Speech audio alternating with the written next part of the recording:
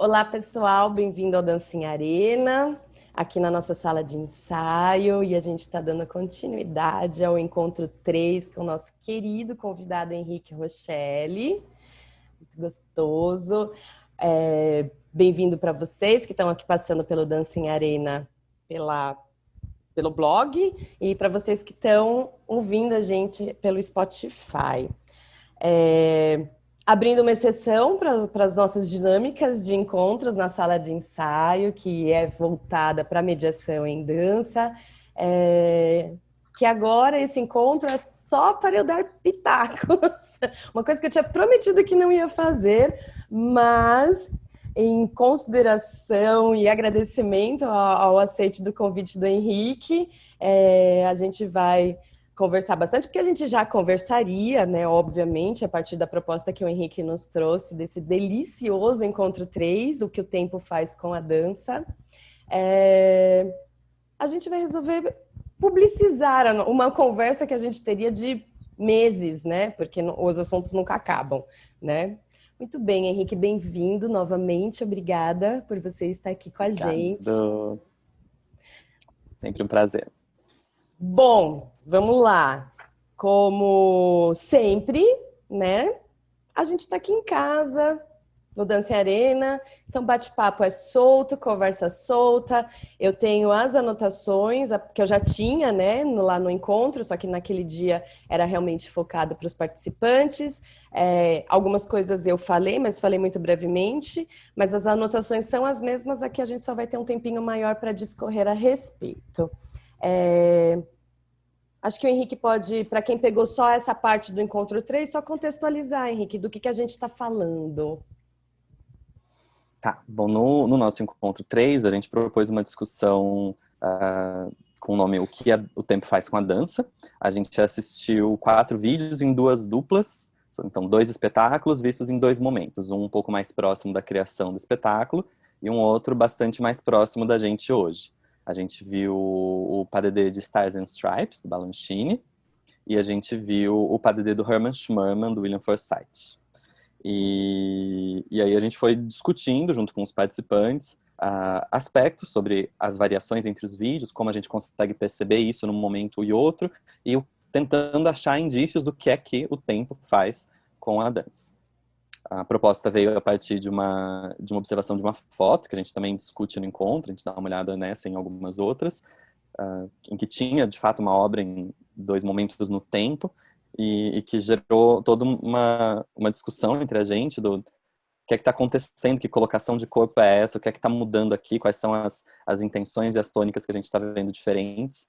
E aí, a partir disso, a gente propôs, vamos debater isso na sala de ensaio, e que agora virou um segundo momento, vamos continuar debatendo isso no pós-sala de ensaio, ainda sala de ensaio, com essa conversa um pouco mais aberta e ampliada a partir das nossas observações. Muito bem, muito bem. Então, só para você que está chegando agora, entendendo o que a gente está fazendo aqui e agora, tá tudo lá no Dancing Arena. Então, quem quiser, inclusive a imagem, né, inspiração, tá lá na sala de ensaio. Então, se você quiser passar lá para checar, fique à vontade. Sempre muito bem-vindo no Dancing Arena. Então, vamos lá, Henrique. Você quer propor alguma coisa para a gente seguir? Apesar, é uma sala de ensaio, então a gente não ensaiou para o ensaio, né? Então vamos lá. Lógico que a gente, só para tentar organizar e começar a conversa, já falamos um monte de coisa. Mas vamos lá. O que você quer propor, Henrique? Não, eu acho que é isso. Pega a coreografia da parte que te interessar agora, não precisa, não é geral, não. Boa. Então eu vou começar. Logicamente que agora, já que eu tenho que dar pitaco, eu não vou poder me esquivar de fazer alguns comentários um pouco mais específicos, né? Então a gente vai sempre a partir do olhar da plateia, mas também eu não posso me separar de mim mesma e entender que eu também sou público especializado, né? Então esse encontro a gente vai ter partindo da premissa que qualquer um é plateia de dança, né? Você não precisa fazer dança ou conhecer dança para estar numa plateia, inclusive nas nossas salas de ensaio para participar, tá? Mas aqui eu vou me dar ao direito de falar um pouco a respeito de umas questões mais específicas, mais técnicas. Então eu vou seguir o fluxo, Henrique, como eu assisti, ok? Que eu acho que até talvez não organiza nada, porque eu falei, os meus rabiscos, conforme eu vou assistindo, são insanos, mais ou menos como funciona o pensamento, não vai dar fluxo nenhum, mas pelo menos eu lembro de como foi esse processo. Então, eu comecei pelo Stars, de 1964, e é a primeira coisa que me vem realmente, eu já falei lá no nosso encontro 3, é o Chuchu, né, gente? Curtinho, que hoje até é engraçado, ele é engraçado de ser visto hoje. E aqui eu vou fazer um paralelo que foi muito engraçado, que aconteceu exatamente essa semana, né? E até uma reflexão, questionamento, né, de como essa questão que a gente fala da estética, quais são os parâmetros que a gente tem, né, de quem define a estética atual, né, em todos os aspectos, inclusive dos figurinos. Então, que eu vou narrar um momento super íntimo, pessoal.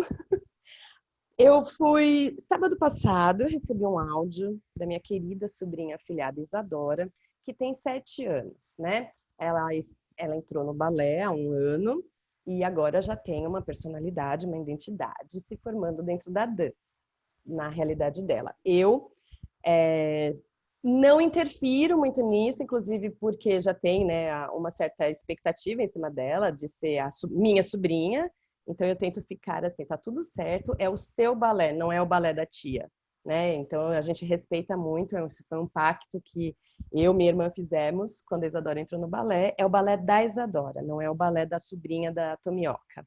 E é muito legal que a gente deixa a Isadora crescer dentro da realidade dela, do que ela cria como imagético, lúdico e técnico.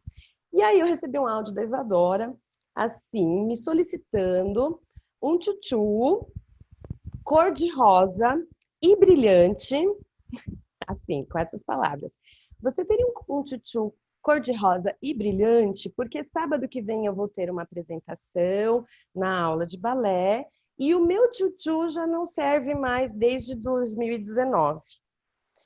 E aí eu fiz assim, ups! Então foi eu atrás do tchutchu cor-de-rosa brilhante que eu poderia ter agora em 2020, da minha época, assim, não de 7 anos, mas que fosse compatível ao tamanho da Isadora de 7 anos. Achei um tchutchu. Gente, que assim, vamos lá, né? Ele não é rosa, ele é pink, né? O cetim é pink, o tule, sim, é cor-de-rosa, e os bordados, muito longe, né, da nossa realidade atual, são de lantejoulas. Então, eu não sei quem vai estar ouvindo essa conversa e vai lembrar o que são lantejoulas. Então, assim, a gente tinha metros, a gente comprava uns bordados, nem sei se é bordado que fala, né? Eram uns aglomerados de lantejoulas que faziam umas florzinhas prateadas ou douradas ou rosa, enfim, de todas as cores. E que você comprava por metro, né? E aí você ia recortando e costurando. Na época ainda era costurado, hoje é cola quente, né? Por isso que sai bordado por todo o palco enquanto você dança um padedê. E aí eu peguei e fiz assim, gente, a Isadora vai odiar, né? Porque olhando, se eu tivesse que achar uma palavra, eu acho ele cafona hoje, né? Se eu colocar esse tchutchu em cena hoje, vai ser cafona. Resumindo, eu fui com todos os cuidados levar para a Isadora. Gente, a Isadora amou o tchutchu. Amou. Assim, tipo, é um tchutchu maravilhoso para ela, maravilhoso. E aí eu fiquei pensando, eu falei, gente, como assim, né? Se for analisar, a Isadora, ela é muito mais atual do que eu dentro dessa realidade, e ela adorou, né? Aí eu falei assim, ok. Aí, na hora que ela adorou o tchutchu, a primeira coisa que me veio foi justamente o tchutchu curto de Stars and Stripes de 1964, que hoje eu questiono como que é antigo, mas assim, é antigo a partir de quem, né? Será que tem gente que não, de repente não acompanhou esse processo, não sabe qual foi o histórico do tempo em relação aos figurinos, que não se incomoda com o tchutchu, né? Com o tamanho, por ele ser meio repolinho, enfim. Foi uma É, das eu ia que... dizer que pra mim não é nem o tamanho dele, é mais esse repolhinho, assim, é uma coisa quase corte de cachorro, assim, de poodle, ele é bem cheinho.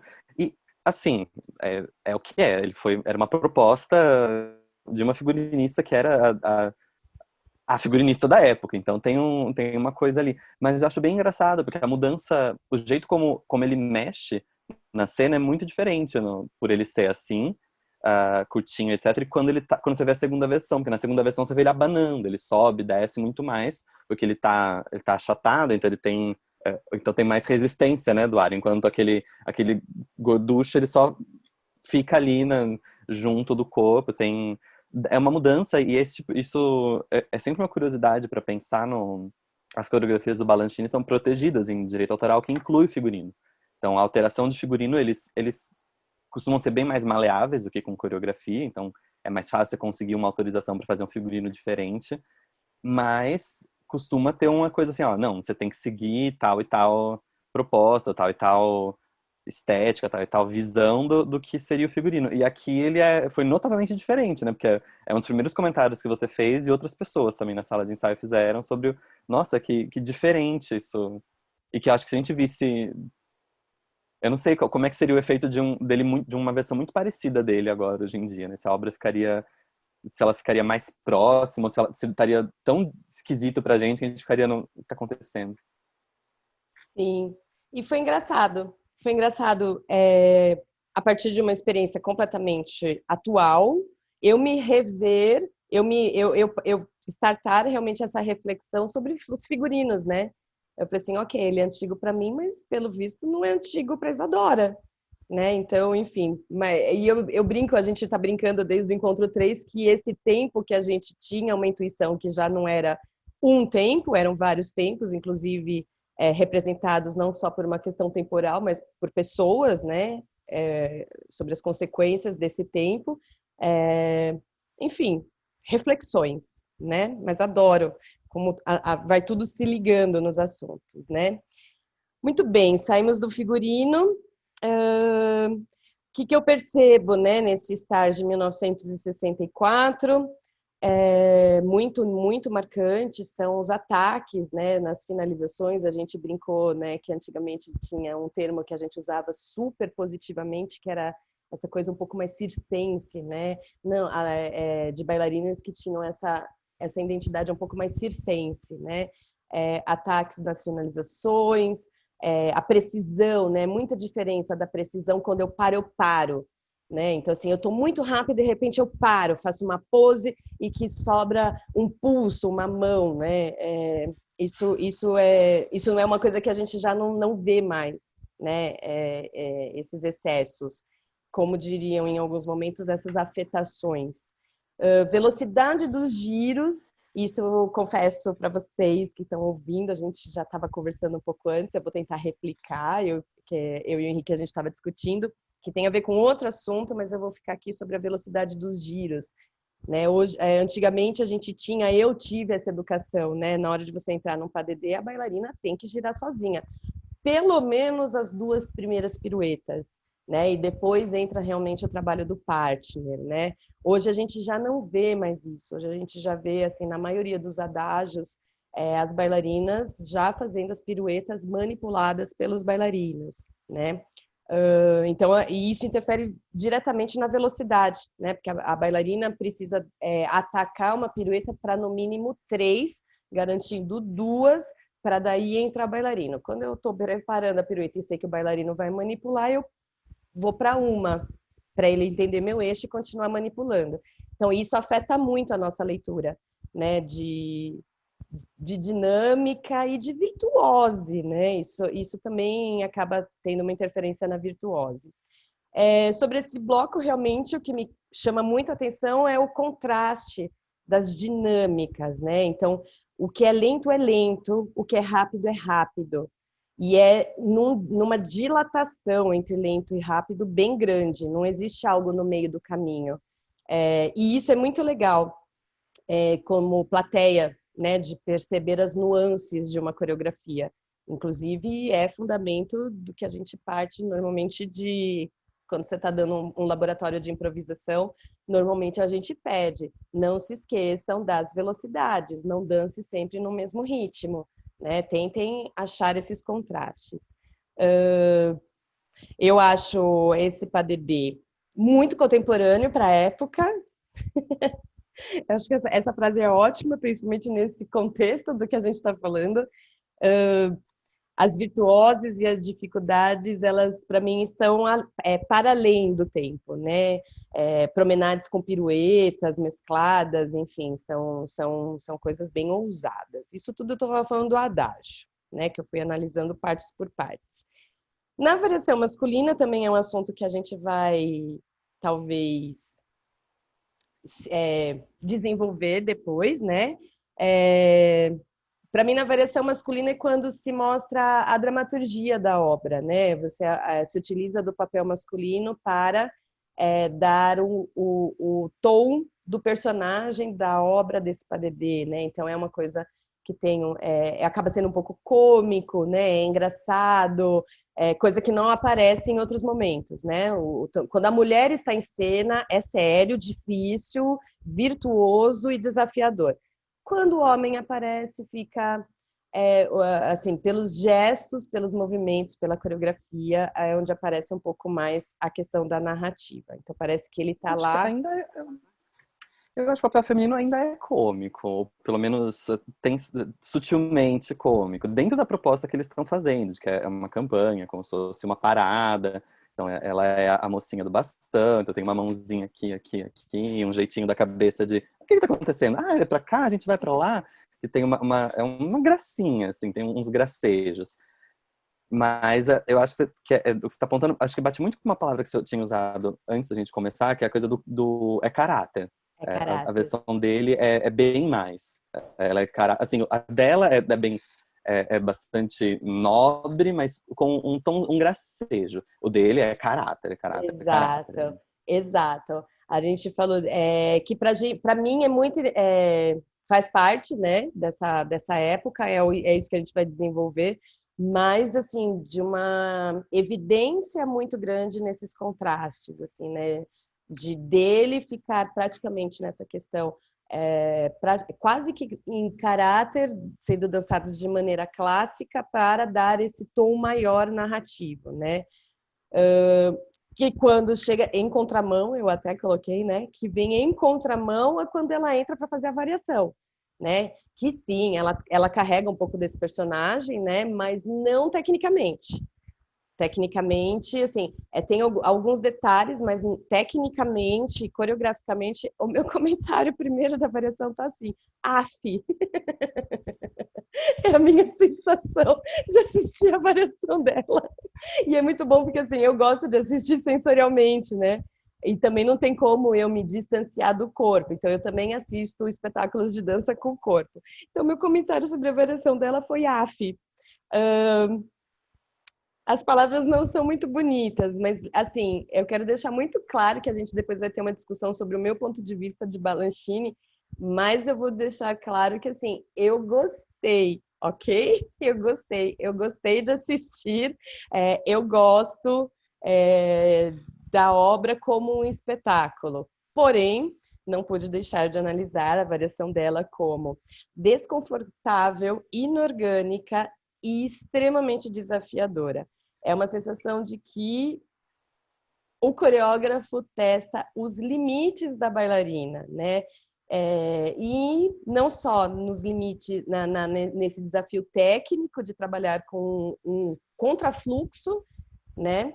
Não só do corpo, do movimento, mas do que a plateia também está acostumada, mas são virtuosas que acabam funcionando para o público, tanto é que todo mundo termina praticamente de pé, ovacionando a obra, né?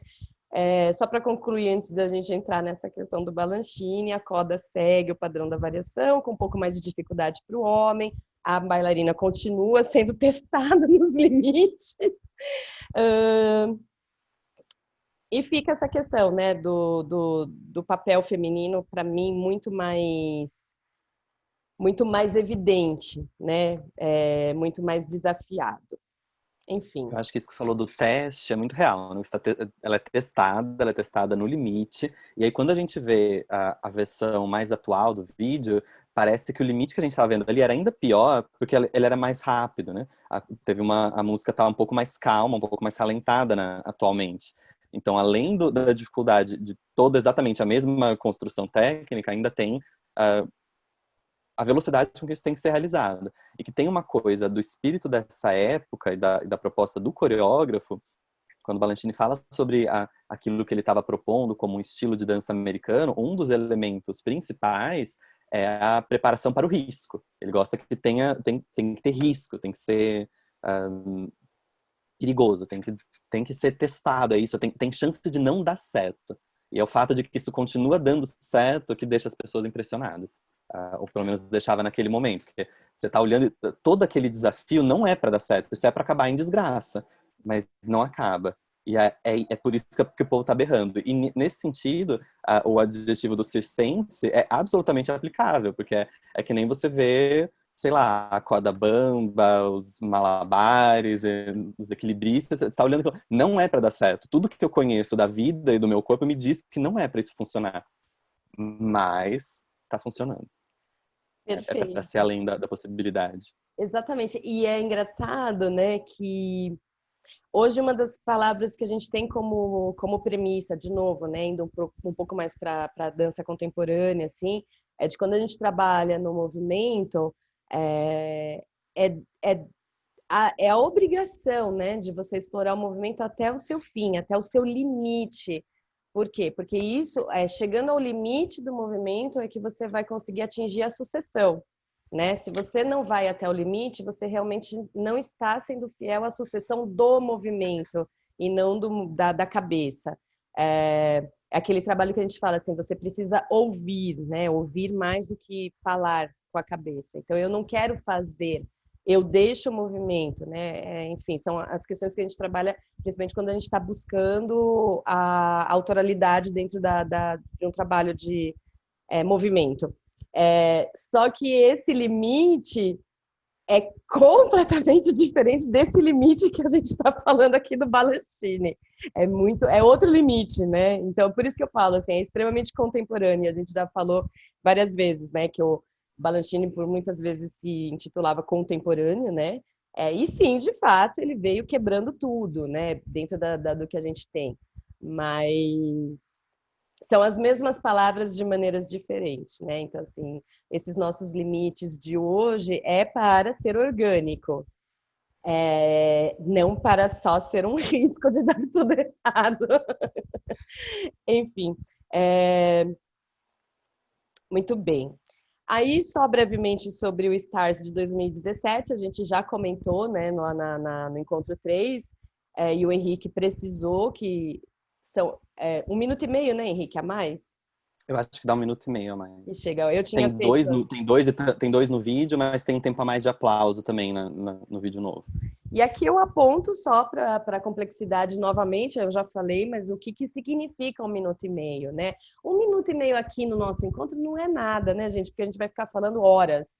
Mas 1 minuto e meio dentro dessa obra praticamente são as duas variações, né? É como se você dobrasse a variação masculina e a variação feminina antes da coda, né? Então, assim, 1 minuto e meio é muita coisa.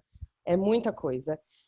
E que isso vai dar várias reverberações, inclusive a gente falou sobre a questão até a orquestra, né? Ela já toca diferente a música, né? Com outras nuances que propõe uma outra dinâmica, inclusive de assimilação dos acentos, né?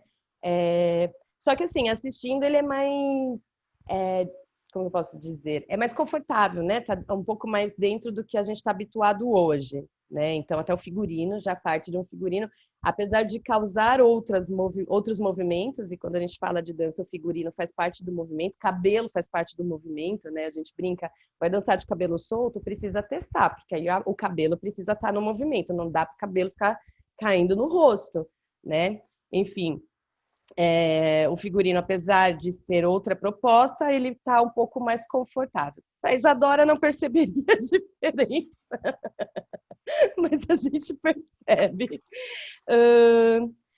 Nas questões do que principalmente me chamou a atenção lá no outro, sobre a diferença dos acentos, né, das dinâmicas durante as coreografias, durante as sequências coreográficas, aqui é tudo lânguido, parece que é tudo mais lânguido.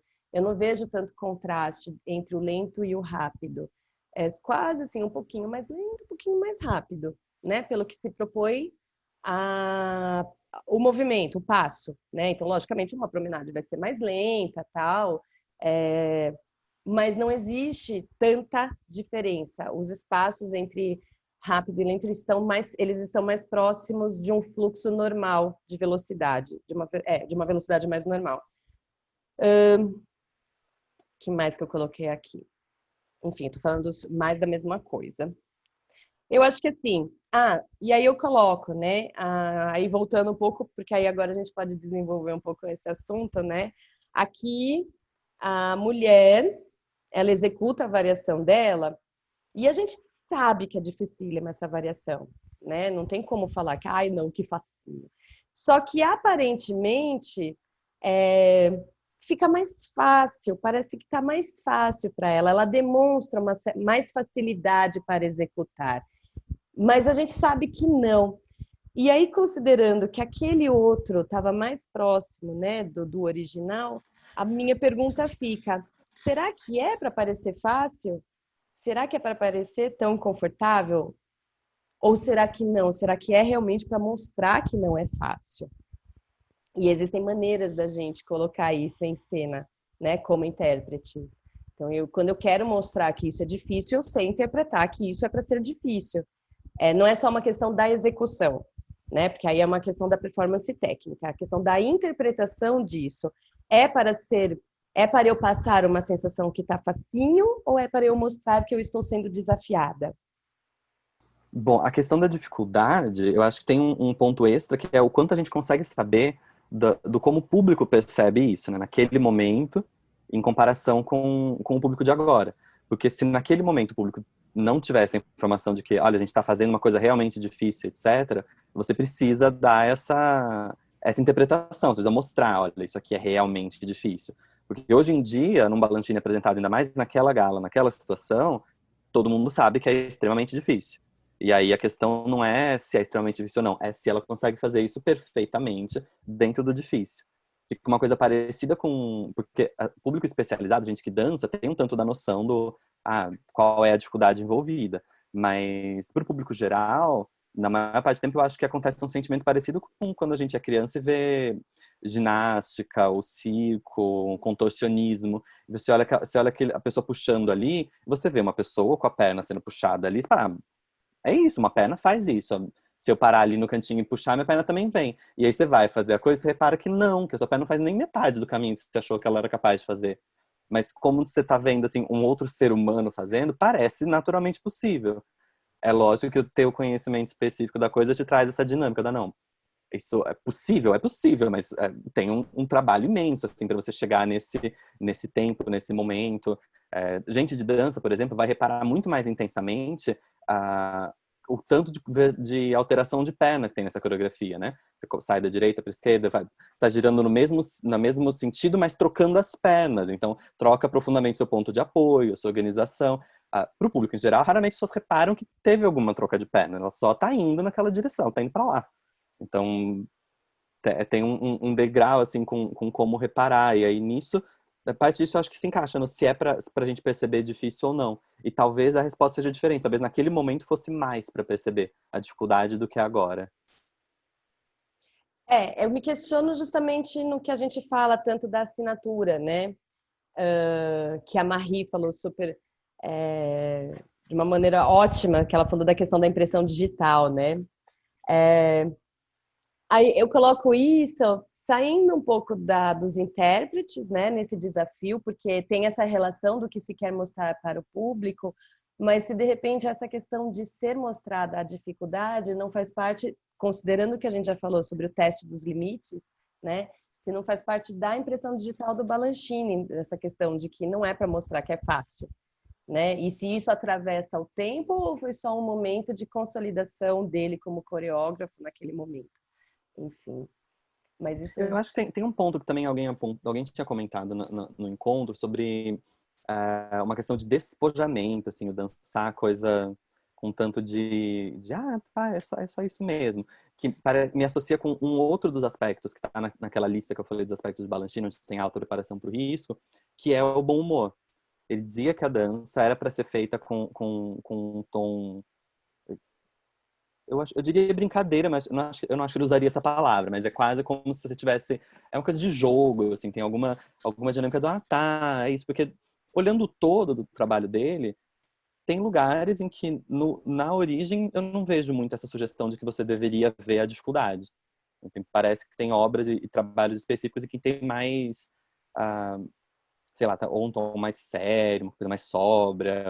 Enfim, você não tá vendo tanto a dificuldade porque não tem esse aspecto sendo deflagrado. Ele ainda existe na coreografia, mas você não está chamando a atenção para ele. Nessa daqui, que entra num tom popular, hiper popular, porque está tratando da parada, tratando da música, etc.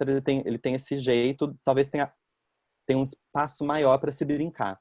Outras coreografias dessa época também fazem isso, né? O Who Cares, quadrilha, coisa que quando você está brincando com temas que tem a ver com brincar, com dar risada, com se divertir, parece que abre um pouco mais de espaço para esse, olha só o que eu tô fazendo, olha só o que eu vou fazer agora. E vira você achou que dava pra fazer? Então, a gente vai fazer mais rápido agora. Eu vou fazer de novo e mais rápido. Você achou horrível? Então eu faço de novo pra você ver que eu faço 3 vezes perfeitamente esse. Porque tem momentos assim nessa coreografia que você olha, né? Que você para, meu Deus, eles fizeram isso. Meu Deus, eles estão fazendo isso de novo. E Balanchine usa muito dessa pegada que é tradicional dos Grand Pas do Petit Pas e desse estilo de mostrar, né? A gente faz e a gente faz de novo. E a gente não faz de novo porque para você ter 2 chances. A gente faz de novo pra você mostrar que você não erra nenhuma. Boa. Isso é muito interessante, né? Que o que a gente está trazendo é justamente essa característica dos coreógrafos estarem pensando nas obras também para o público, né? Então, assim, eu não crio só a obra para mim e para o intérprete, né? Mas eu estou pensando em como instigar a plateia a fazer parte disso, pelo menos na leitura, né? Enfim, quer seja através da repetição, do desafio, enfim. Isso é muito interessante, né? Que isso, ao longo do tempo, também a gente perde um pouco. Às vezes o trabalho ele vira só a minha representação como coreógrafa ou a representação, a evidência do bailarino, independente do que vai causar no público. Lógico que sempre E tem um essa, público, né? Mas não e essa, necessariamente essa era uma simultaneamente. preocupação. Essa era uma preocupação real para Balanchine e para aquele momento, assim, do quem é que está vindo assistir, né? Ele estava tentando, de fato, mobilizar legiões de pessoas encantadas pela dança para assistir, lotar estádio, fazer e criar, assim, uma mania com o New York City Ballet naquele momento e ele usou de todos os instrumentos possíveis de marketing, de proximidade pessoal e etc., avançadíssimos, funcionaram, porque acho que desde então ninguém se estabeleceu com tamanha força, mas foi um trabalho imenso, né? A gente está aqui, a gente está falando do final dos anos 50, começo dos anos 60 para esse trabalho, e, e ele está lá desde os anos 30 fazendo isso em Nova York com tentativas várias de vamos criar companhias, vamos fazer que sempre tinha uma coisa, vamos fazer turnê, mostrar que isso aqui está acontecendo para o país inteiro e vamos levar isso para outros países e mostrar para todo mundo que a gente está fazendo isso. Tem um desejo do ser visto que responde direto por isso, né? O como dialogar com o público também na estrutura da obra, em como apresentar, como falar sobre isso, que nome dá para as coisas. É bem golpe de marketing. Sobre isso, hashtag provocação para além do tema. Tirando as motivações pessoais, né, e as proporções, né, do que se alcança, quando que isso passou de ser necessário para a dança?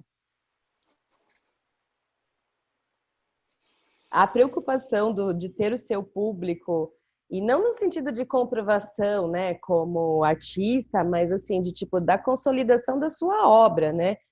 Quando que isso deixou de ser, né, fundamental para a dança, qualquer que seja ela?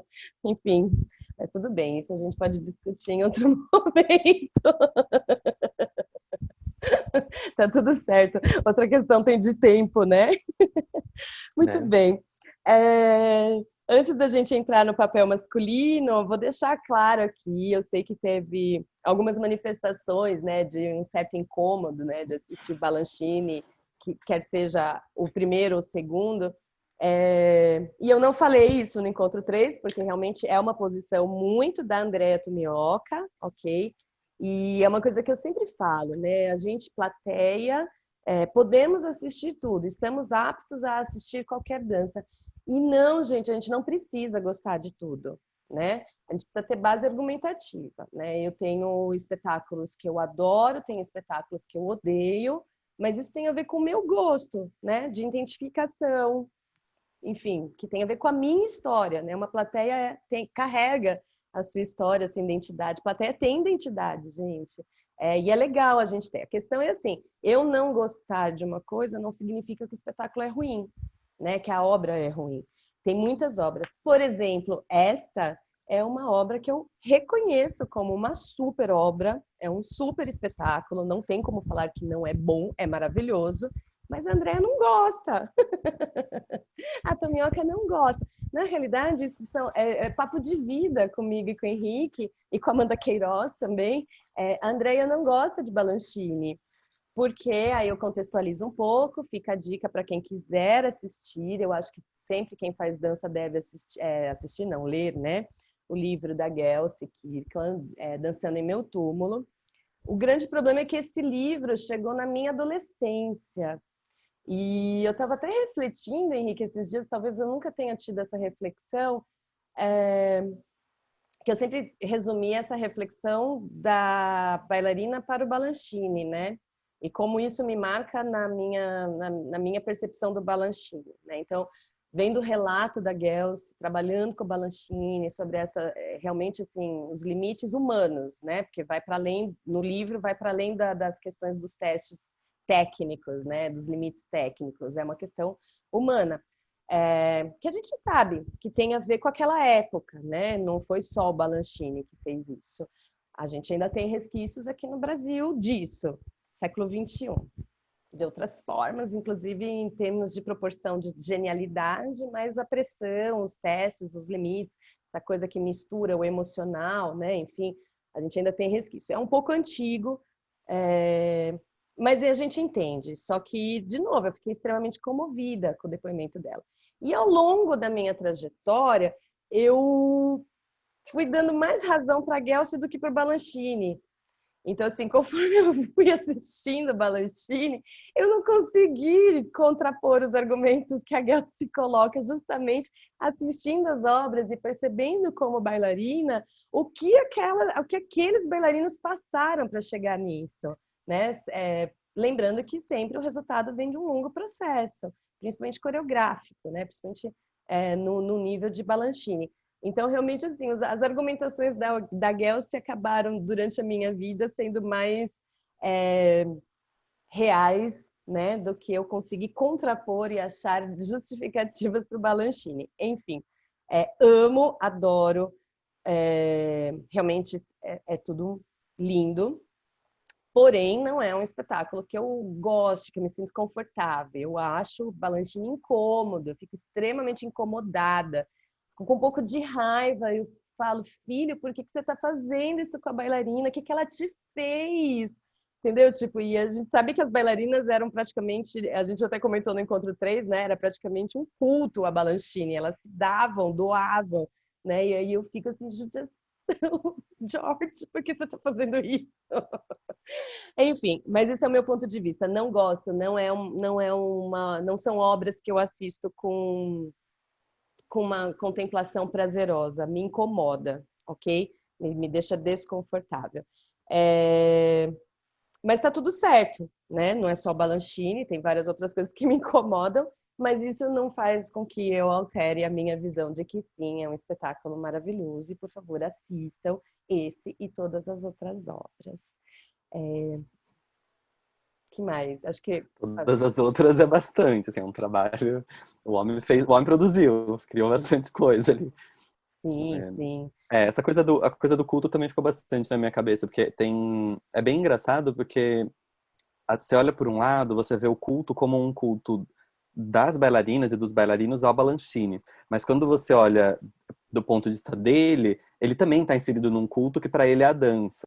Então é uma coisa assim, ele é como se fosse o sacerdote ou o líder desse culto, e todo mundo está acreditando cegamente nessa outra coisa. E assim, todo mundo ali tá falando, ok, talvez a gente morra no processo disso, e tudo bem, vale a pena, é tudo lindo. É um tanto assustador, mas os resultados são. Essa parte é difícil, né? Porque eu sempre consigo justificar porque o resultado é deslumbrante, mas você fica incomodada com o resultado. Eu não fico incomodada, eu fico assim. é, Aquela coisa, a coisa do circense pega muito, ou talvez eu até ginástico, porque eu assisto como com gosto como eu assisto as Olimpíadas. É a maior performance possível em certas categorias e níveis. E aí nisso tem um paralelo, eu estava revendo uns vídeos de ginástica artística dos anos 60, com os movimentos que hoje em dia são proibidos, né? Tipo, a bailarina fica em pé em cima da barra alta, e pula, gira e pega a barra por baixo, e se ela escorregar, como aconteceu com várias antes de ser proibida, ela fica sem se mexer o resto da vida. Uh, e é isso, assim, é assustador, mas as pessoas estavam fazendo e estavam ganhando prêmios também tem cara de culto, porque alguém falou pra ela que aquela medalha de ouro é isso, vale isso, e ela comprou essa ideia. Ela falou, não, vale mesmo, eu vou fazer. E fez várias vezes, até dar errado. Sim. E assim, eu não me incomodo com o resultado. Eu me incomodo assistindo o resultado, e não tendo como negar o processo. Eu me incomodo com o processo, na realidade, né? Então, assim, de novo, e aí é aquela coisa, eu não consigo me separar de mim, né? Então, quando eu vejo um resultado, eu não tenho como fingir que eu não sei, intuir, pelo menos, né, tecnicamente, o que se fez para chegar lá. Então, assim, eu sei quais são o que seria mais orgânico e o que ele não escolheu. Ele escolheu na Paraná. Então, assim, acho que você usou bem. Na realidade, eu gosto do resultado, por isso que eu reconheço que são obras maravilhosas, né? Só que o que me incomoda é justamente perceber que daquele resultado veio um longo processo. Isso me dói mais do que o próprio assistir fora do fluxo, né? E aí eu vou aproveitar que você fez essa comparação, porque eu tenho uma reflexão do Márcio Ionamini que ele trouxe para a gente, a partir da nossa conversa bastidores pós-encontro 3, né? Que a gente em algum momento chegou, a gente analisou algumas outras imagens, a gente falou daquele cambré que tem que mostrar o rosto da bailarina, que a gente falou o quanto isso já não é mais saudável, né? A gente sabe que hoje isso não é mais saudável. Nunca foi, agora sabemos. É verdade. Hoje a gente sabe que não é saudável, né?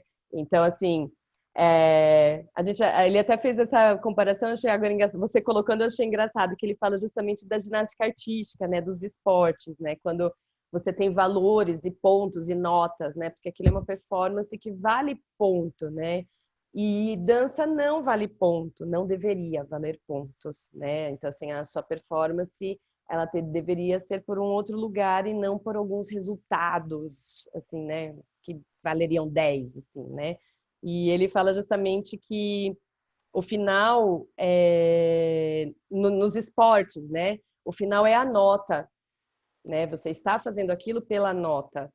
E na dança, o resultado será no movimento, que culmina na estética e na obra. Enfim, nada conclusivo, mas ele trouxe justamente, e eu achei interessante porque ele trouxe justamente essa reflexão a partir do esporte, né? E o quanto as nossas virtuoses, elas se diferem um pouco, né? Nas razões de existir. Muito bem. Agora eu vou trazer um pouquinho o assunto. A gente falou que ia demorar 1 hora, mas a gente nunca consegue cumprir. A gente.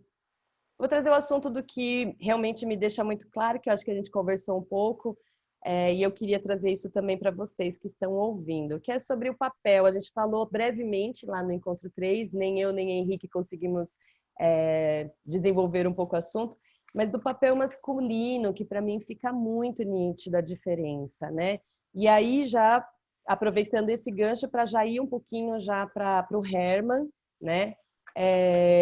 que é a conduta que eu brinquei, que, né, a conduta social do homem na dança, principalmente no balé clássico, né, que eu tive um pouco dessa educação também, quando eu comecei a dançar padedê, que o homem está lá, principalmente no adágio, o homem não aparece no adágio, não importa o dégagé dele, não precisa esticar o pé, fica com a pied place, porque a bailarina não pode correr risco de cair, entendeu? Assim, tipo, não importa se você vai ficar bonito na foto.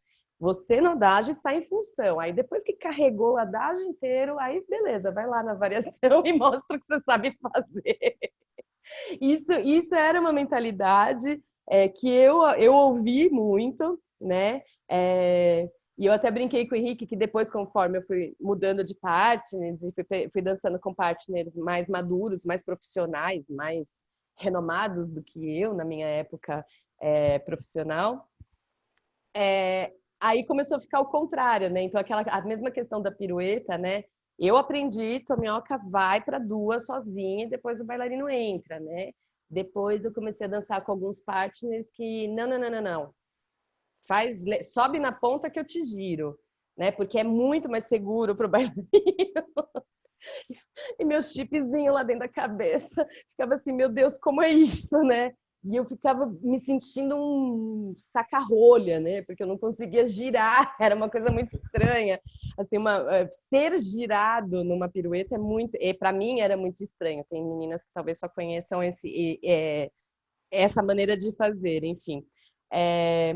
Mas trazendo de volta a questão do papel masculino, né? No primeiro a gente percebe que assim, tipo, as posições deles, né, as promenades, assim, tipo, ele tá pouquíssimo preocupado se ele tá andedã, paralelo, pisando de calcanhar, né?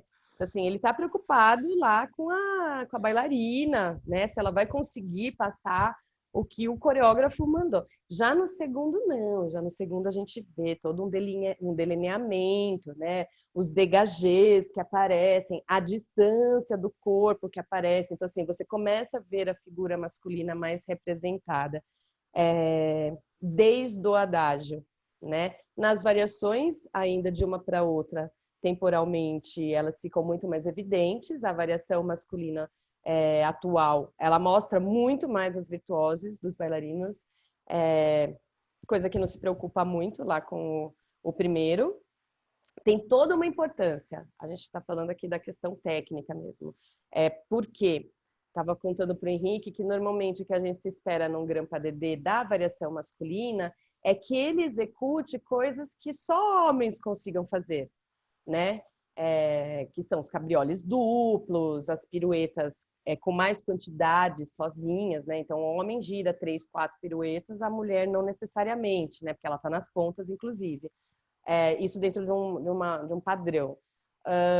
E que na variação de 1964 a gente não vê. Eu até brinquei, eu em plena forma faria aquela variação, né? Não seria uma variação que só um homem poderia ter feito. Bom, mas enfim. E aí eu trouxe um pouquinho da nossa comparação, para a gente comparar, porque eu desconheço, brinco com o Henrique, que para mim nasceu todo mundo ao mesmo tempo, desde Petit Pas, Balanchine, Nureyev, eu sou péssima para essa parte temporal, né? E eu trouxe... Não tá aquela tá grise também? Todo mundo junto, Perrotte, enfim, todo mundo junto. Tudo da dança, tudo no tempo dança, né? Para mim o tempo é um só, todo mundo tá na dança. E eu trouxe um pouco que pensando no encontro de hoje, eu trouxe a imagem do quebra-nozes para a ópera, coreografado pelo Nureyev, não remontado, mas coreografado pelo Nureyev. E eu levei um susto quando eu assisti a primeira vez, eu até voltei para assistir de novo, porque eu considero Quebra-Nozes, né, o Padedê da Fada Açucarada, um dos mais tradicionais. Assim, você vê várias remontagens, mas muitas partes ainda são próximas das que eu considero original, apesar de o original a gente discutir depois, em outro dia. Mas são mais próximas do que a gente tem como original. E o Nureyev chega quebrando, né? Ele quebra tudo. E outra coisa que a gente conversa é que, assim, o homem do Grand Pas da Fada Açucarada, Ou seja, daí já se intitula, né? É o Grandpa da Fada Açucarada. Então, se eu perguntar rapidamente para vocês, como chama o partner da Fada Açucarada? Moço. O moço, né? O partner da Fada Açucarada. Isso a gente brinca porque veio num conflito que a gente não sabia intitular o nome do moço, né? Ele é um fado, ele não é um fado açucarado, né? O que que ele é? Ele é um príncipe? Ele é um duque? O que raio? Ele é uma bala de goma, né? Tipo assim, o que que ele é? Ninguém sabe. Porque ele é o partner da Fada Açucarada, ou seja, é um papel que dentro da história já não tem uma super relevância de título, ele não tem título, né, dentro da história do Quebra-Nozes. E tanto é que o Henrique até coloca que várias vezes esse padedê nem é dançado por esse outro, né, dançado pelo próprio boneco. Ou seja, a Nureyev pega esse papel, que particularmente é um apoio, né, da Fada Açucarada, e coloca coreograficamente dançando. Eles, assim, o adágio do Nureyev, a minha impressão que eu lembro é que eram 2 solos dançados juntos. Quase não tinha padedê. Assim, tem várias sequências que eles estão dançando exatamente a mesma coisa, várias sequências de diagonais, fazendo piruetas simultaneamente, não em padedê. É quase um duo, não um padedê.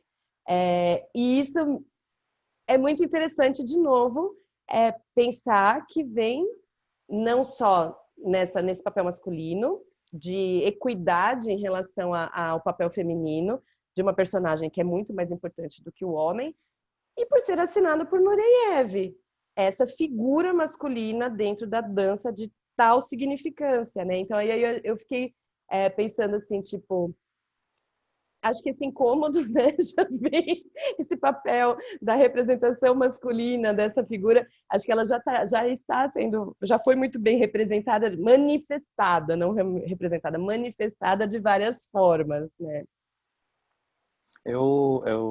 A partir daquela sua provocação do tá todo mundo junto, né? Eu fiz umas breves pesquisas, joguei as datas, fui verificar, né, quem tá onde, como e por quê. Porque é isso, assim, é engraçado porque tem uns momentos da história em que várias coisas acontecem.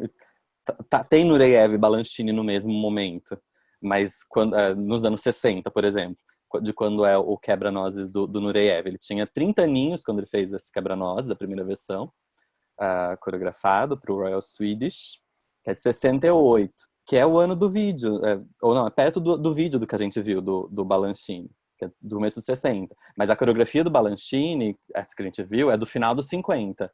E Balanchine já estava em carreira nos Estados Unidos desde os anos 30, em carreira como coreógrafo nos Estados Unidos, desde os anos 30, que é quando o Nureyev nasceu.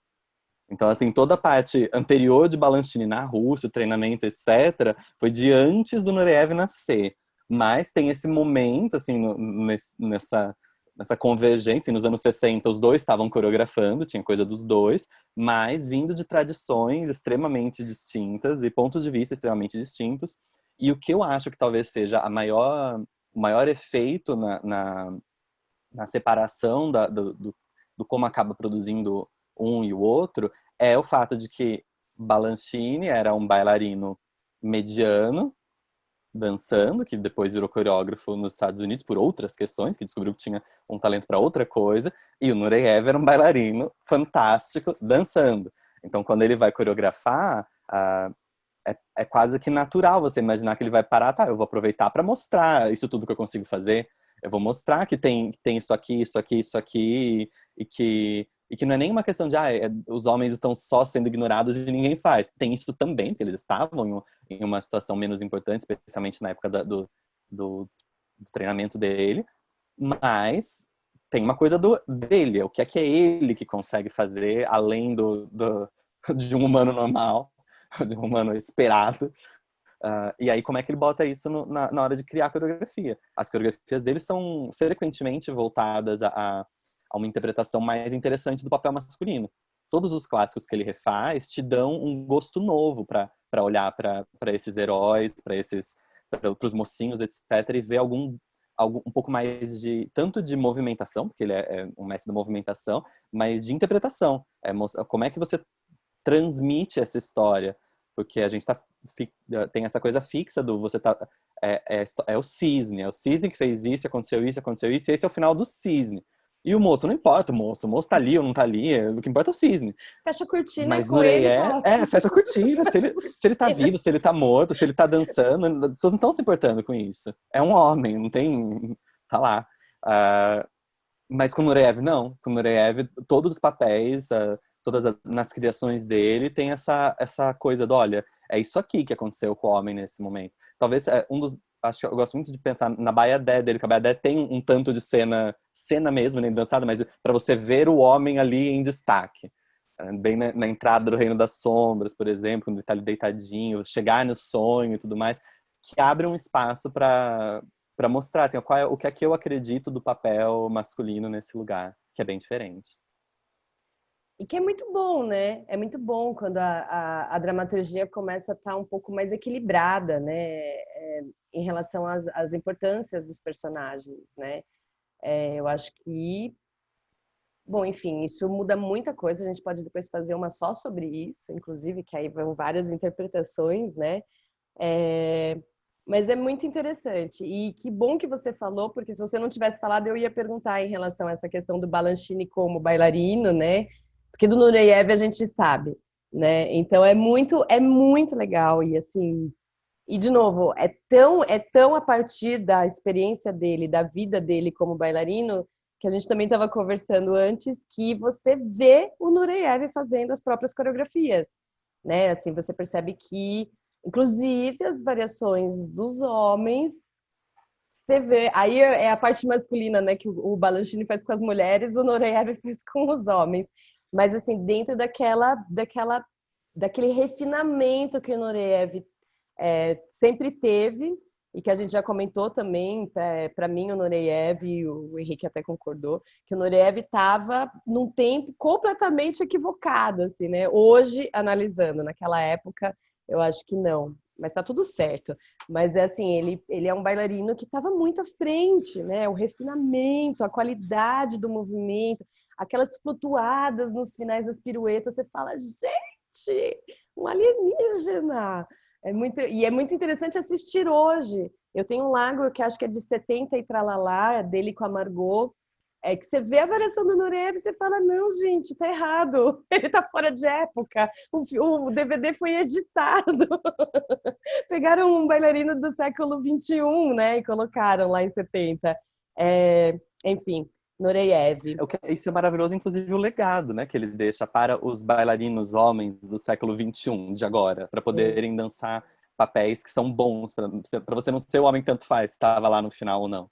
Mas é isso, assim, eu tenho um prazer imenso em ver variações de balé, criações de balé da versão dele, não só por essa questão masculina, porque ele também tem uma veia excessivamente trágica, que eu particularmente, como pessoa, adoro assistindo balé. Então, toda a versão dele é mais trágica do que o possível, né? O lago inundando o palco, ele morrendo afogado, se debatendo nas ondas desse lago, que ninguém sabe de onde veio, mas você tá ali, comprando, uau, é isso aí, inunda tudo, afoga.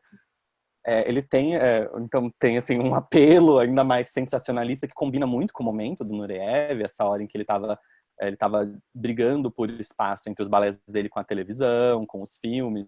Ele estava na Ópera de Paris com o cinema francês, passando por uma grande revitalização, propostas de incentivo, investimento, e ele estava tentando dizer, olha, então, gente, venham aqui olhar isso aqui também, porque eu também faço escândalo, eu também mostro uma mega produção para vocês. Então tem uma dinâmica bem peculiar, mas que super vale um encontro dedicado. Vale, Nureyev, vale um encontro, né? Só para ele. Muito bem. Aí partindo realmente, aproveitando o gancho desse papel masculino, né? Indo lá para Herman, que eu não vou ousar falar o segundo nome, isso eu vou deixar para o Henrique. O sobrenome... Herman Schmerman. Não. Tem muitas consoantes, então eu vou ficar no Herman. Tralalá. Herman, intimamente Herman. Que sim, aí a gente já tem um total equilíbrio, né? Já falo que eu já comentei e está escrito aqui, né? Quando eu fui assistir o segundo de 2010, eu tenho uma frase minha que traduz: é belo, mas é sacanagem ver depois da Sylvie. Que isso também foi bom ter esse tempo entre o nosso encontro 3 e essa conversa, que eu vou trazer uma outra provocação também, né? Então vamos lá, na ordem eu tenho que seguir, então a gente vai para 1993 com a Sylvie, que faz tempo, né, gente? Faz tempo. E aí uma brincadeira que a gente coloca é como se a gente tivesse proposto assistir ao contrário, né?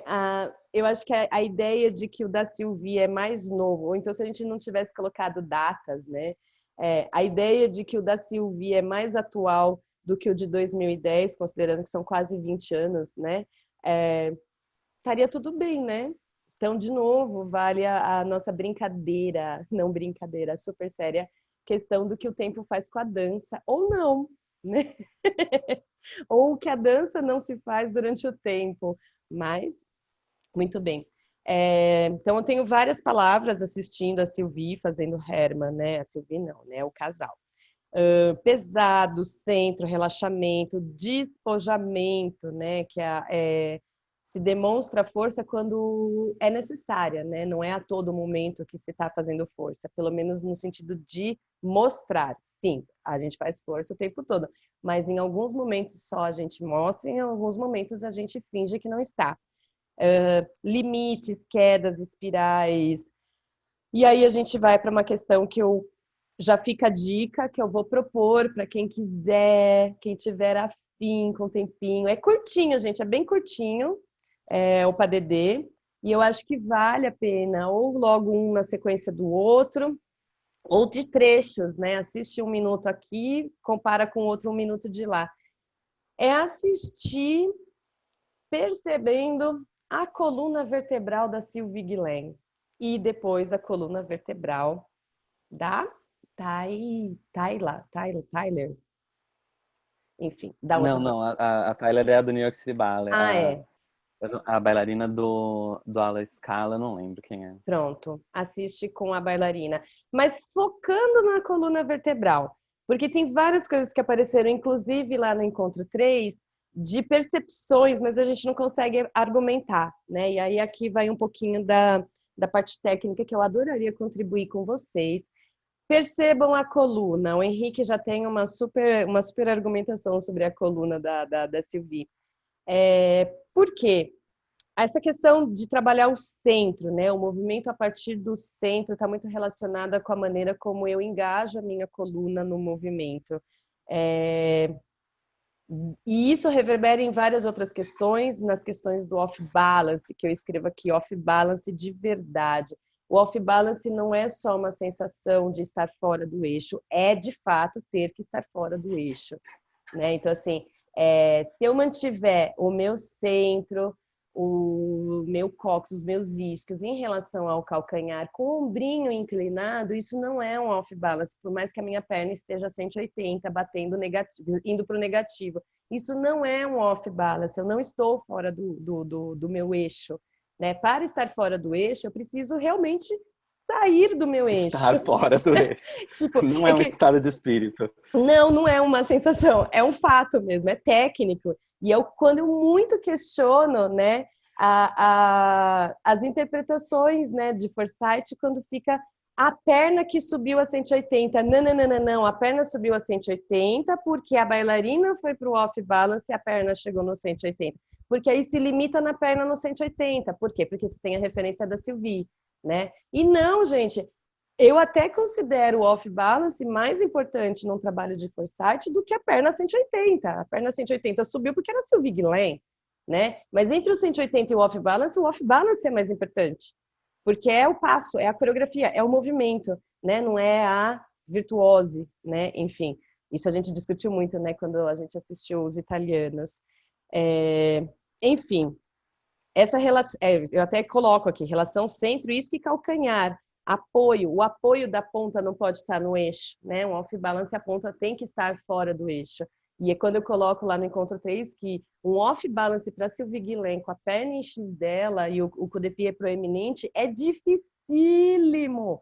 dificílimo. Para ela conseguir sair do eixo, imaginando aquele joelho em X fazendo um tripé para fora, ela precisa estar muito off-balance, de quadril, de centro, para conseguir, né? E muita confiança do bailarino, né? Porque aí quando a gente percebe que tecnicamente a mulher depende do bailarino, não só no sentido da valoração do personagem, né? Mas como aquele dueto só pode ser feito com o bailarino, ela não pode fazer sozinha, né? Não é executável independentemente. E aí vem a questão do equilíbrio e da igualdade, da importância dos dois. Apesar de a gente olhar mais para a mulher, no caso da Sylvie não tem como não olhar, né? Mas a gente percebe que até tecnicamente existe uma igualdade, né? A dificuldade da técnica de partner é tanto quanto a dificuldade da bailarina na execução. E chama muita atenção isso, de fato, para essa questão da confiança dessa técnica de parte, né? Para além do estar na técnica ser capaz de fazer isso, porque é isso, você olha a versão mais nova, eu tenho dúvidas do quanto a bailarina se sente confortável a soltar certas coisas que prendem e garantem a segurança dela, e está literalmente na mão do bailarino, se ela vai ficar ou se vai cair, porque se Mas, ele fizer errado, cai. E cai exatamente. feio ainda, né? E é um pouco da proposta coreográfica, né? Você percebe que essa dependência faz um pouco parte da proposta coreográfica, né? E também traz um pouco da assinatura, da impressão digital. Por isso que aí, e de novo, né? O quanto isso reverbera nas outras interpretações, né? Quando a gente fala das provocações, né? Entre eles. Parece que no da Sylvie, parece que o de 1993, a gente percebe uma interação. Por quê? Porque a dependência entre os dois já está instaurada através dos movimentos. Então, quando ela, enfim, quando ela esnoba, isso tem um efeito maior, porque ela depende dele, mas está esnobando. Porque isso, intuitivamente, apesar de parecer uma coisa muito técnica do que eu tô apontando, é uma coisa que afeta o olhar da plateia. A gente percebe essa dependência, a gente não consegue justificar na hora, mas a gente percebe. Isso causa uma sensação, uma relação de dependência. Então, quando ela esnoba ele, o efeito é muito maior do que quando ela já está dançando sozinha, ela não confia muito nele, por isso que esnoba. É uma outra E leitura. é fantástico porque ela causa um efeito maior, mas ela faz muito menos para causar esse efeito maior. Porque você já viu as outras dinâmicas, como elas funcionam, então ela faz um que você já tá. Você capta a coisa inteira, enquanto outra bailarina que não fez aquilo tudo, ela tem que jogar o braço dele pro lado e fazer todo esse momento de esnobamento excessivamente sei lá, é quase humorístico, né? O Caricato, né? exagero, é caricato, esse exagero da coisa. Enquanto ela não precisa, porque ela tá com. Eles estão numa grande interpretação. Todas as vezes que a câmera se aproxima, você fica apaixonado pelo rosto dela. É o Adam Cooper, que tá no vídeo que a gente viu. Então você tá ali com dois intérpretes, não só técnicos, mas intérpretes também. Tem toda uma questão de presença cênica e interpretação que é deslumbrante. E aí é isso, conseguir um efeito que é exponencialmente maior e mais eficiente na recepção do público, com ainda menos esforço, movimento, é a parte que me deixa. É porque a construção é boa, é porque a coisa está bem trabalhada, bem proposta para boas pessoas para fazer. Muito bem, eu acho que é isso, é bem trabalhado, é bem compreendido, né? Então, assim, essa questão do menos é mais, de uma forma positiva, produtiva, é uma das coisas que aí eu trago também como uma das premissas da dança. Agora eu não vou falar da contemporânea, eu vou falar da dança na atualidade, a contemporânea no sentido de atualidade. E isso eu acredito em todas as linguagens, inclusive no balé clássico. É quando a gente começa a entender que a interpretação, ela não é de trejeitos, gestos e expressões faciais, mas ela é um engajamento do corpo através de qualidades de movimentos que isso afeta anatomicamente, inclusive, seu tônus muscular, enfim, a eficiência da força, a questão do despojamento, de quando você usar, é a eficiência da força e não a força pela força, né? Isso tudo é o que a gente considera a interpretação através das qualidades, e as qualidades vêm realmente com a compreensão do que se quer, né? Por isso que, se eu estou nesse estado interpretativo, que é justamente quando dá o foco que a gente percebe, eles não estão fazendo cara de. Isso eu falo muito, não é uma cara de, não é uma interpretação facial, é um corpo interpretando essa relação de dependência, tararararará. Quando isso está instaurado, eu preciso de muito menos, né? Quer dizer, eu preciso Isso de tem a ver com uma muito. questão de técnica cênica, né? Para além da técnica de palco, uma questão de construção de personagem, que não necessariamente a gente discute a contento na dança, e não só no clássico, mas na dança no geral. É isso, assim, como é que você vai construir... O construir o personagem na dança é trabalhoso porque você não necessariamente está lidando com... Não é... Nem sempre é este o nome dessa pessoa, essa é a história de vida dela, e construir o personagem não é criar essa pessoa. Às vezes é outra coisa. Mas tem essas mesmas dinâmicas de buscar... se você não vai buscar, como um ator faria, qual é a forma de falar dessa pessoa, você vai buscar qual é a forma como ela se move, como ela olha, ou pelo que ela se interessa, porque isso de fato, essa distância que é muito, essa diferença que costuma ser muito abandonada nas pequenas coisas que mudam tornos, faz todo sentido para o público que está assistindo, ainda que você não seja capaz de nomear, ou dizer, tá, isso está acontecendo. Não, você está vendo que ela está interessada, porque você está vendo o corpo de uma forma interessada. E quando ela tá lá só parada, esperando a hora dela fazer alguma coisa, e daí ela sabe que naquele tano da música tem que fazer a carinha pro lado, é uma história completamente diferente. E aí vem Totalmente. parte das discussões em clássico sobre a presença de corpo de baile em cena, né? Como é que o corpo de baile está em cena, estando em cena, e não como cenário. Ele, sabe, constrói uma coisa toda. É um Essa assunto parte, grande. esse assunto de interpretação, né, o que o tempo fez com a interpretação na dança, também vale para um encontro, porque sim, tem algumas coisas que a gente, de novo, para um público intuitivo, aqui a gente está colocando umas questões mais técnicas, mas o público tem razão. Normalmente o público tem razão. Então, foi uma fala que todas trouxeram, né, lá no Encontro 3, sobre a questão do como ficou fake isso, né, assim, tipo, foi meio estranho. Por que que ficou estranho? Porque realmente a interpretação estava mal trabalhada.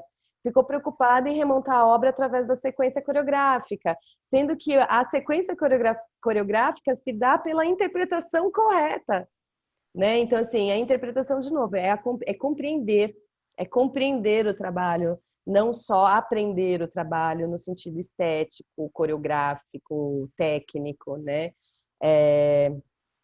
Enfim, e aí, justamente em contraponto, eu tenho de 2010, eu coloco que a palavra que me vem é peso, né? Ele é rígido. É... Aí eu coloco, não teve como assistir um depois do outro, né? A coluna não é flexível, tudo se dá através das articulações, das grandes articulações, né?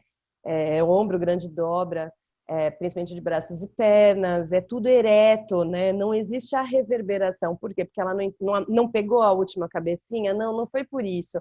É porque a coluna dela não estava engajada e que causou a última cabecinha. Aquela última cabecinha não foi coreografada. Ela é uma reverberação do movimento que veio antes, né? Mas se o start não está certo, né? O como está certo, a cabecinha não vai rolar. Por mais que ela queira fazer, vai ficar, de novo, um trejeito. Não vai ficar o fluxo do movimento. Que nem Não acontece com peça. aquele pé que a gente comentou no Exatamente. encontro, né? A perna sobe, depois tem um pé que vem, e da Silvília acontece de um jeito, porque tem uma progressão do movimento, de onde ele sai do chão até a perna chegar na cabeça dela, e depois daquele pé, que tem uma lógica e que não é reproduzida. A gente vê que a estrutura do movimento é reproduzida só no sentido de que a perna tem que subir e depois o pé tem que aparecer. E aí você vê como a perna subiu e o pé que apareceu, e não como um contínuo de movimento.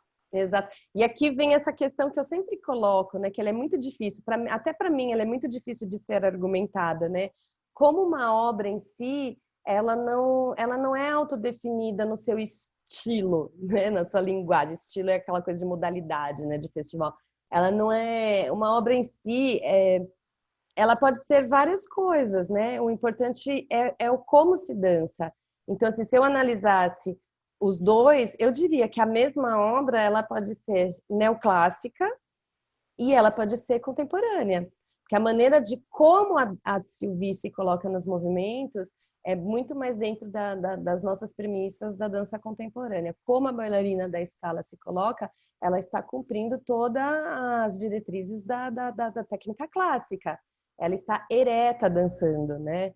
Por mais que o movimento parece, né? E tem muito disso. As pessoas acham que a dança contemporânea ela tem uma cara de, né? Ela não tem cara, não. É uma maneira de executar, né? É o como se dançar que vai tornar isso de um lado ou de outro. Mas isso também é a visão da Andrea Tomionka, tá?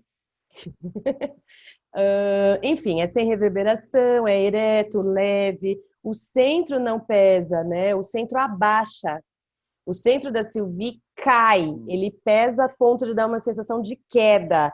A outra abaixa, o centro é abaixado. É muito interessante isso, né? Aí vem a questão do que a gente fala sobre a interação, né? Enfim, a gente tem a intenção, mas não tem a consciência do movimento. Foi aí que eu coloco, é belo, mas é sacanagem ver depois da Sylvie. Porque na Sylvie a gente entende tudo. E aí, quando você assiste a outra, você fala, ela não entendeu nada. Enfim, não é culpa dela, né, gente? Não Não é é assim culpa também, dela. mas Não, não sei, é uma maravilhoso, tá estrutura muito difícil, é maravilhoso. muito trabalhoso remontar, refazer Foresight, é um estudo que não faz parte da tradição do lugar onde eles estão, eles não fazem aquilo constantemente, eles estão fazendo para aquela montagem, naquela dinâmica de companhia, que a gente sabe que, sei lá, eles devem ter passado um mês, 2 meses, se deram muito tempo para eles para aprender a fazer isso, enquanto isso é um casamento nessa obra que a gente, por exemplo, de anos já, da Sylvie com Forsyth, que já tinha passado por Indemido, já estava criando, essa coreografia já estava estabelecida, eu comentei no encontro, o Padedê veio depois, quando ela já estava de convidada e foi remontar essa coreografia em outra obra, ela estava lá na companhia e ele, tá, já que a Sylvie está aqui na companhia, a gente faz um Padedê extra nessa obra, para caber um Padedê para Sylvie nessa obra, onde não tinha antes, que era só um conjunto de 5. Agora vai ter 2 específicos nesse conjunto de 5.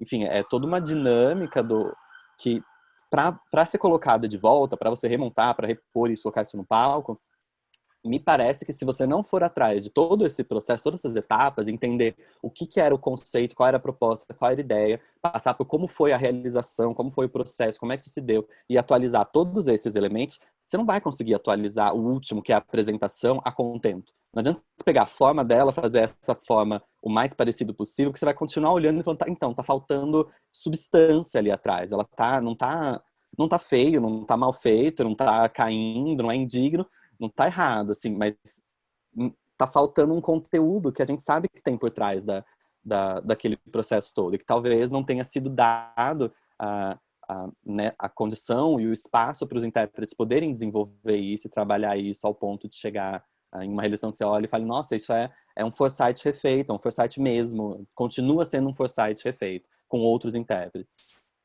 Sim, não, e agora eu tô reverberando, eu tô com remorso, tadinha, gente. Não, longe de mim falar que ela não entendeu nada, ela entendeu muita coisa. E aí, de novo, pode até ser que, de repente, o especialista de Foresight vire, não, tá super bem dançado, tá tudo certo. Isso, de novo, eu trago para mim, dentro das minhas expectativas. Não sou uma super expert em Foresight, né? Mas, assim, é dentro das minhas expectativas, estudando um pouco de Foresight durante a carreira, né? É o que a gente espera, né? Mas, de novo, é a minha expectativa. É muito bem dançado, de novo, é belo, só que não supre as minhas expectativas, né? De quando você se propõe a dançar um Foresight. Mas, enfim, tá tudo Falta certo. densidade. Oi? Falta densidade. É bonita, levinha, assim, é um bolo muito bem decorado, mas a massa do bolo tá meio seca. É mais ou menos isso. Fica com aquela sensação de, ai, faltou alguma coisa mesmo. E eu acho que isso foi unânime, né, assistindo em comparação. Mas também não impede de quando você assiste só aquele, é belíssimo. O duro realmente é quando você conhece, né? Você tem a comparação. Aí ferrou, né? Mas É que enfim, eu acho que o ver as coisas na sequência ajuda você a conseguir dar nome pro que é que falta. Porque você assiste o segundo e você vai sentir uma coisa parecida, mesmo seja sozinho, de que é um bolo muito bem decorado, mas a massa tá faltando alguma coisa ali. Só que você não consegue identificar o que é que tá faltando até você conseguir ver. E para isso tem que ter alguma proximidade, algum conhecimento, seja porque você já assistiu Foresight ou dançou e conhece, tem algum conhecimento do processo, seja porque você assistiu agora, passou nessa sequência, viu um e outro, tá, era assim que eles estavam fazendo antes, agora é assim, agora eu tô vendo o que é que tem aqui que não tem ali. É uma ótima. Inclusive, assim, não é sempre que a gente tem uma boa referência desse casamento perfeito que o Henrique coloca, né? Então, assim, tipo, para esse trabalho específico e para alguns outros, inclusive em The Middle, né? A gente tem uma boa referência que é assistir realmente com a Sylvie, né? Então, assim, é legal a gente olhar, né? Quando a gente consegue nomear, argumentar, ilustrar todas as nossas sensações. Então, tipo, fica aqui o reforço para vocês reassistirem com esses olhares, né? Depois dessa nossa conversa, com essa tentar achar essa coisa do centro que não abaixa, mas cai, essa reverberação da coluna e todas as consequências, gente, porque aí é consequência durante a obra inteira. Durante a obra inteira, até a maneira como se enrola, desenrola, vai para fora, volta para dentro, enfim. E até na andada dela, essa questão da coluna reverbera, né? Enfim, e aí sobre isso a gente comentou lá no Encontro 3, o Henrique relembrou aqui, né, que essa obra é uma obra que já vem, né, depois de um ciclo, não só da relação Forsythe com Sylvie, mas de um momento de carreira da Sylvie extremamente maduro, né, que ela sai da ópera, vai para a Royal, enfim, de carreira não só consolidada, mas praticamente no auge da maturidade, né? Então, inclusive para se propor a reorganizar o corpo de uma maneira tão profunda numa técnica que não era a dela de formação, né? Então, como ela se coloca para Forsythe, como ela se entrega para Forsythe, requer assim uma maturidade de carreira muito, né? Às vezes isso acontece inusitadamente com bailarinos mais novos, mas assim, dentro dessa estrutura a gente percebe que a Sylvie estava no auge da sua carreira, na sua maturidade, né? Não tinha, tipo, não tenho que provar mais nada para ninguém, então eu posso me dar ao luxo de virar de ponta cabeça, né? Mas também tem uma coisa que eu trago, porque isso a gente falou lá no Encontro 3, e isso ficou me incomodando um pouco, né? 1993, são muitos anos, 10, 30 anos atrás. Há 30 anos atrás a Sylvie fez isso, né? Tudo bem, por mais que a gente entenda que não, a gente não precisa ter bailarinos com essa maturidade artística para dançar igual a Sylvie, né? Não precisa ser assim, né? Porque senão os bailarinos só iam poder dançar isso lá para os 40 anos, 30, 40 anos, não é isso. Mas assim, hoje a gente sabe, tanto é que a gente fala a respeito, né? A gente está falando a respeito disso. Aí eu coloco, né? Tem essa questão da maturidade do momento da Sylvie em que a obra é criada. Porém, a busca certa, quando você ganha um papel, né? Quando você é indicado para executar, aprender, fazer, dançar, compreender, inclusive, né? A busca certa para cada obra é responsabilidade de cada bailarino, de cada bailarino que se diz intérprete no século XXI. Né? Assim, hoje a gente não tem mais não tem como aceitar que um bailarino do século XXI aprenda os passos da coreografia, né? Então eu também, assim, contrapondo um pouco essa questão, é um pouco da responsabilidade, né, do bailarino buscar. Então, o que está faltando, né? Por que está faltando? Está faltando por questões técnicas, inclusive. Questões técnicas, investimentos técnicos, inclusive, de compreensão de movimento, né? Então, assim, e aí eu até coloquei, depois que a gente conversou um pouco disso antes de começar a gravar, né? É onde eu realmente me coloco como artista, não só como profissional. Porque hoje também, dentro de grandes companhias, né? Logicamente que um Forsythe, um Hermann não vai ser remontado numa companhia independente, né? Vai ser dentro do vocabulário de uma companhia estável, né? O papel do profissional bailarino já está muito mais assegurado do que há 30 anos atrás, trazendo um pouco para a nossa realidade, né? Ele tem uma manutenção de rotina, tá? Um pouco mais assegurado. Mas a questão não é a do bailarino, é a questão do artista, né? O quanto esse bailarino se mantém como artista. que é diante de uma obra dessa, por exemplo, ou qualquer outra, é se colocar, né, quando você tem uma referência já muito forte dessa obra que você vai interpretar, é onde eu entro num papel de resignação ou um desafio de impor a minha identidade também dentro desse papel. Né? Então, assim, tem muitos artistas que se resignam às referências anteriores e alguns, poucos, que aceitam isso como um desafio de achar a sua própria identidade dentro desses papéis. E aqui é onde eu coloco que realmente, apesar de tudo que a gente sabe dessa obra em relação a Sylvie, eu trago um pouco a responsabilidade para qualquer artista do século XXI de como encarar não só um Herman, mas como encarar qualquer obra. Eu acho que é exatamente essa questão. Esse é um ponto de profissionalismo, de forma de trabalho, que a gente está exemplificando, porque ele fica sempre mais claro quando você pega grandes desafios, grandes clássicos ou obras que são marcadas por uma interpretação, etc., mas que é parte do dia a dia do trabalho do bailarino profissional. É o que a gente espera, enquanto público, enquanto crítico, de toda a criação que sobe para o palco por bailarinos profissionais. É isso que a gente espera que aconteça, essa dedicação de encontrar e descobrir e criar ou recriar a partir daquilo que existe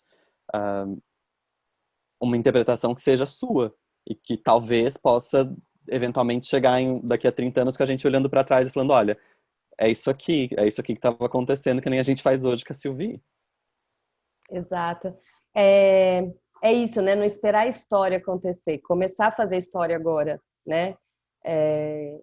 Não dá, gente, para um bailarino ficar esperando o seu foresight de vida, né? O seu balancine de vida.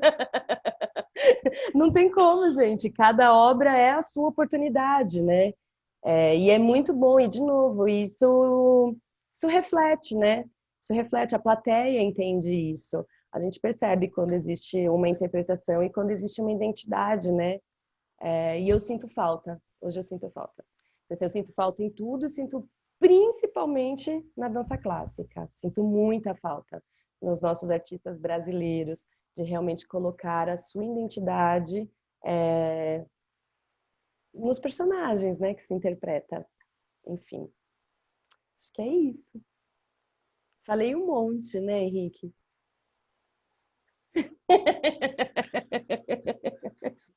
Que bom. Acho que é isso que tem que acontecer, a gente tem que falar cada vez mais. Não sei. É bom, só para finalizar aqui, gente, isso tudo é ponto de vista da Andrea Tomioka, tá tudo certo se vocês discordam de tudo, viu, gente? Tá tudo certo. É o que eu falo, o Dancing Arena é um espaço colaborativo. Se vocês discordaram de tudo isso, não tem problema, escreve, manda um áudio, a gente publica. Não tem, aqui a gente não tem esse culto de adoração a alguém. A gente tem o culto, sim, de adoração à dança, mas não a alguém. A gente não detém a verdade absoluta. Muito bem, Henrique. Considerações finais. É sempre delicado, considerações finais. Eu não sei, a gente falou um monte de coisa, a gente botou percepções e opiniões e confrontamos, e foi muito gostoso fazer isso depois de a gente já ter feito a grande conversa no encontro, que está disponível para todo mundo poder acompanhar, em que inclusive tem momentos de discordância, né? Ele não é todo nível, que tem assim, não, eu vi isso diferente, eu achei tal coisa de outro jeito. E isso é muito bom, né? É parte do que a gente está tentando incentivar aqui nessa situação. Vejam, pensem, comentem. A gente está tentando apresentar quais são os elementos que levam a gente a essas interpretações, esses entendimentos. Então, veja se você discorda dos elementos, discorda da conclusão, divida com a gente, mas, acima de tudo, assista dança, comente dança, fale de dança, e de dança de agora, de antes, depois. Veja o que é que o tempo faz com a dança, que foi a nossa provocação, e as muitas outras coisas e perguntas que a gente tem visto que aparecem por aqui. É isso, muito obrigado. Muito bem, obrigada, Henrique. Que delícia, gente, que delícia. E, de novo, muitíssimo obrigada, formalmente, apesar de eu te agradecer todos os dias. Muito obrigada, Henrique. Aqui, por você estar no Dancing Arena, contribuindo, nossa, de forma tão significativa. Convite Gente, eu já fiz assim, ó, eu não vou nem mais convidar o Henrique, é praticamente o Henrique já é do Dança em Arena.